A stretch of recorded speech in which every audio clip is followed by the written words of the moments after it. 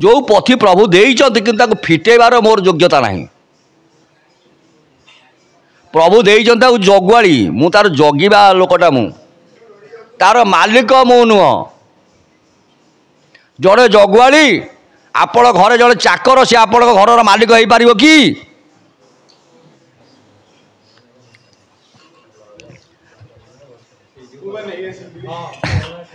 आपण ये मठर जगुआली मालिक बर्तमान आमर पुओ हो मठर मालिक आम आसले जगुआली हवा ना आम ता मालिक हो पार। तेणु से पोथीर हूँ आम जगुआली कि मालिक नुह। जहाँ को महापुरुष लिखिते भाई मोर खाली कहीदे पदटा मैं खाली मन पकई दूची कहले ध्यान कूद तल कूलमणि घर ब्राह्मण कूल जात तारी गृह साइती रखी कलिर शेष वृत्तांत। से पोथी प्रकृत सत्य घटना ये अधम अकिंचन पाखे अच्छा कि तार मो जगुआली तार मालिक नुह। तार फिटेबार योग्यता मो पाखे ना कि फिटे कि तुम पाखे पढ़ी 5 पद कहबार योग्यता मो पाखे ना।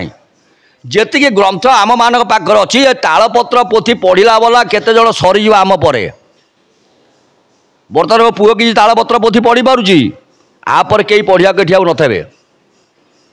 बंशी आम किसी तालपत्र पोथी पढ़ती आम हरिओम बाबा किसी तालपत्र पोथी पढ़ती आंक पर सरीज आम मान पर तालपत्र पोथी पढ़ा सरीज।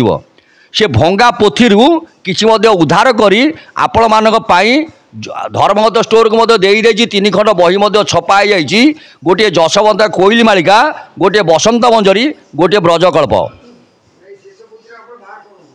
एवं चली बंदोबस्त से जशवंत गोस्वामी गोटे चली सी हूँ अष्टकुंज से पोथी चेष्टा चली ए वर्ष ओढ़ण षष्ठी बेलू सी प्रकाश पाए बोली विश्वास अच्छी।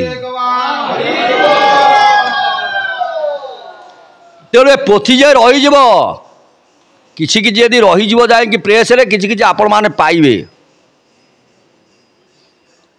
किंतु कल्प 32टा कल्प महापुरुषंकर 32टा कल्प भाई 32 कल्प तो 32टा कल्प ये 32 कल्प भितर वर्तमान आम पाखक जे कौन सी बाबू मान पाखर थी 4-5टी कल्प पाँच 32टा कल्प कहीं पाऊना।